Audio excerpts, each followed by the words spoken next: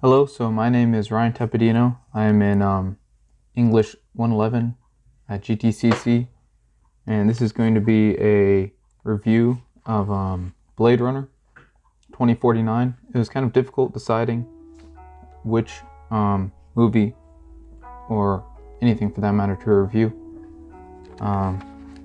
but this is a movie that I've watched a couple times and I've actually really enjoyed. Not only for its visual effects, but beauty of the movie. So this is going to be a podcast style review for Blade Runner 2049. This movie came out in 2017. A wonderful story, in my opinion. It was a long movie. It was about 2 hours and 40 minutes, I believe. And some people did not like the length of the movie. I'll get into that later.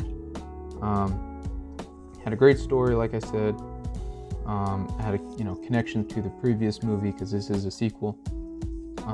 Had great actors in it, including Ryan Gosling as Kay, which is the Blade Runner, his virtual girlfriend Joy, who is played by Ana de Armas, if I'm saying that correctly. Was also in other new movies like No Time to Die, the James Bond movie. Harrison Ford was in this. He was the original Blade Runner in the first movie.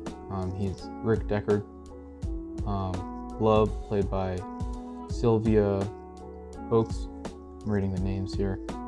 And Lieutenant Joshi, who's played by Robin Wright. So a great palette of actors and actresses to execute this great movie. The visuals of this movie was absolutely stunning, in my opinion. It's the most, if it's not the first, I really like Avatar, the 2009 Avatar movie. That's really beautiful as well. But this, the clearness and just sharp edges and the art put into the visual effects of this movie is just stunning. I could put in some clips now. The orange colors, the blue colors, the cities, is just amazing. It's something that I find really important when it comes to movie. I find myself going to many movies nowadays that, well, not nowadays, I guess, just in general, but many movies that I just go to and watch, and it's just nothing stands out. It's just a story, a plot, and $20 if I go to the movie theater. So it's not, with this movie, when you go in and watch it, I didn't watch this one in theaters, I watched it at my house, but when I watched it, it popped. It came out through the screen with the visual effects and the audio. I'm wearing some headphones, so that was, it was pretty decent. It was also amazing with it. And if you had like an audio system, like this is the type of movie that I want to, build a theater room in a house so that I could enjoy it even more. It had the 2018 Academy Award for Best Visual Effects in Cinematography, same year, 2018. So that's that's definitely earned. This was directed by Denis Villeneuve. So I'm not familiar with his movies except for this one, and apparently he's made a lot of very good movies, and I've directed a lot of good movies. So this movie is also very nostalgic because it takes place in the future. It takes place in 2049, which is about 30 years from now, like 28 years to be exact. And so we have a lot of catching up to do when it comes to technology.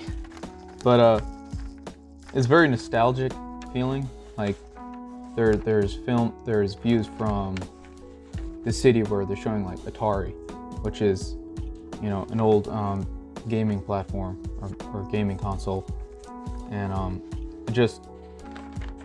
I haven't had one, I guess, so it's not really nostalgic, but it feels like it's nostalgic and futuristic at the same time. It's like a futuristic retro. I just love how they do the movie. It's really enjoyable, and when you see that sort of thing, because I love retro designs. I'm gonna get into the plot of the movie. So the Blade Runner, played as K, his job is to go and retire, is what they call it, retire other replicants that aren't in use anymore, or not needed. So the first one he goes to retire. Spoiler alert, by the way. If you want to watch the movie, if you haven't watched already, I'm sorry. It's gonna be spoilers in it, in this review. So the first replicant he goes to retire is played by Dave Bautista, who is Sapper Morton in the movie. And he works on a farm.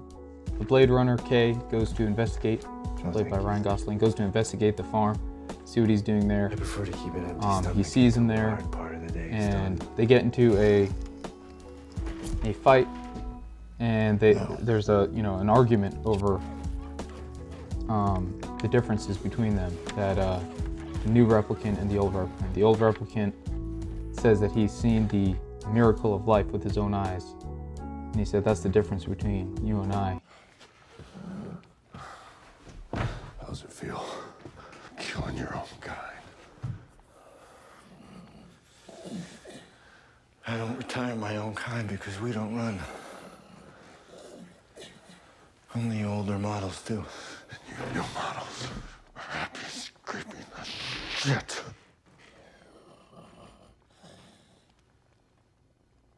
Because you've never seen a miracle.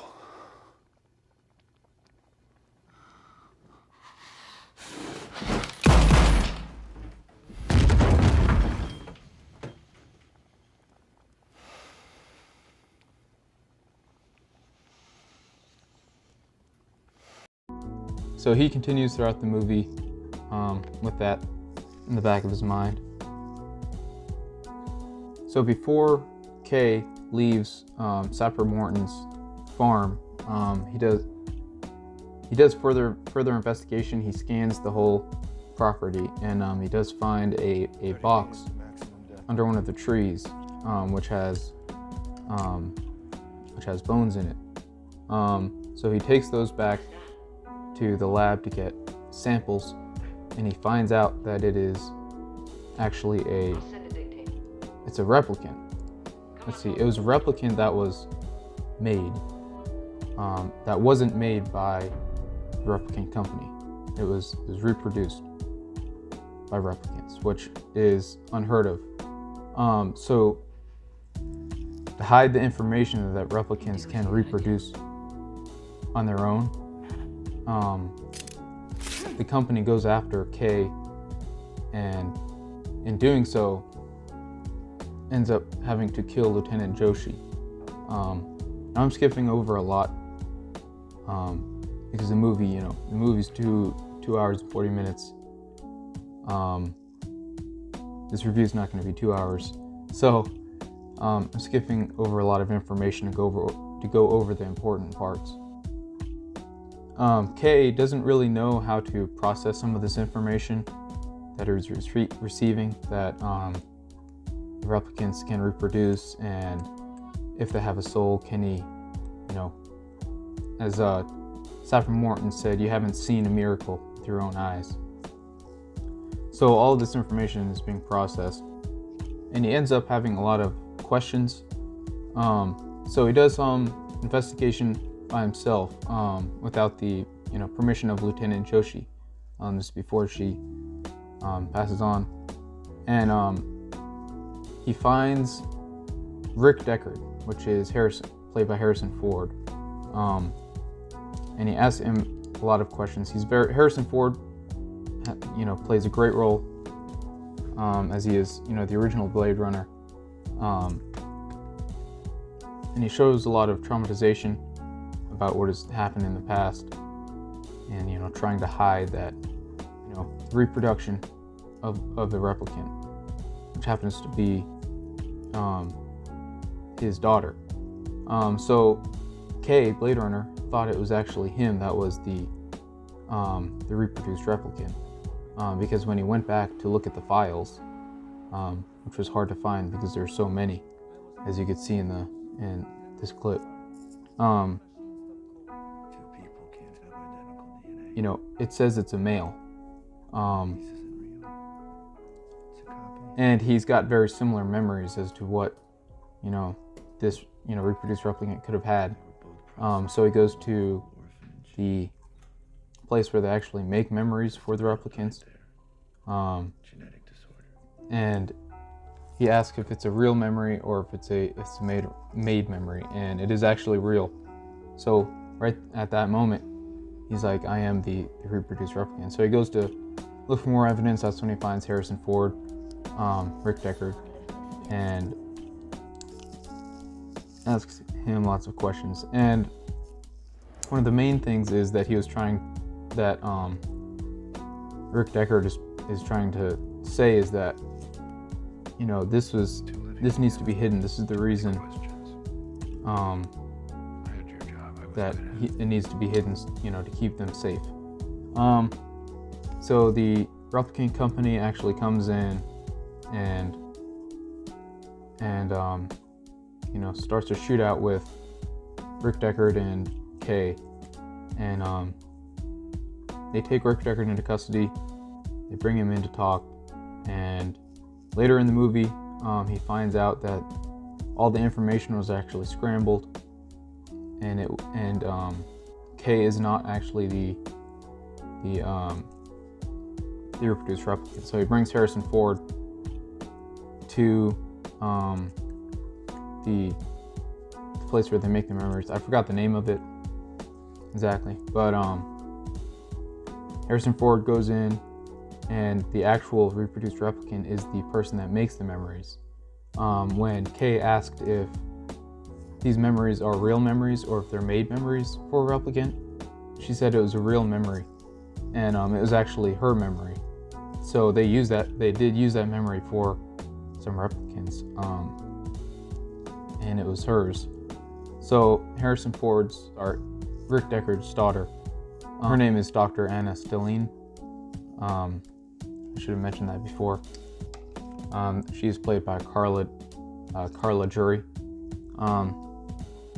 So many great actors and a great storyline to follow in this movie. A lot of people say the 2 hours and 40 minutes is too long.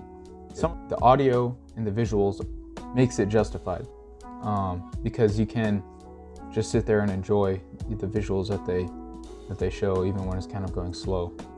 This is a great movie to watch and be relaxed to and really enjoy, and sit back, you know, have some tea, snacks maybe, and you know, this is a movie that you watch to enjoy, and you know you're gonna like it. If you don't have a lot of patience though, it might be a little bit long, because like I said, some people say that the movie does drag on, but I really think it's a well put together movie. There's lots of visuals, and every time you watch it, you find more information. So, you know, some people talk about, you know, video games, for example, people talk about the replay value is terrible. I would never play this game again. You know, I played it once and that's it. Same goes for movies. I see that in a lot of movies. The, you know, rewatch value is horrible. Others, it's really good. Blade Runner 2049 is a great movie to rewatch, because not only do you find new information or new small little details that they put in for you to see that you would, you know, that you did not see the first time. It kind of blows you away how much detail and time they put into this movie. But each time you watch it over, you find more, and you find more connections to the first movie. Really amazing. And you can go back and find more details and watch the first movie and find more connections. So I really enjoy this movie. It's one of my favorites. I might have some bias as reviewing it because I really like it so much, but I think it was a great movie to review. There's plenty more to go into, more detail, and I don't want to spoil it too much. I might have spoiled some main points, but it's a great movie to see that played out, because I did not see that the first time for sure. But again, my name is Ryan Tapadino. This is for ENG111. This is my review. I hope you enjoyed it. Thank you.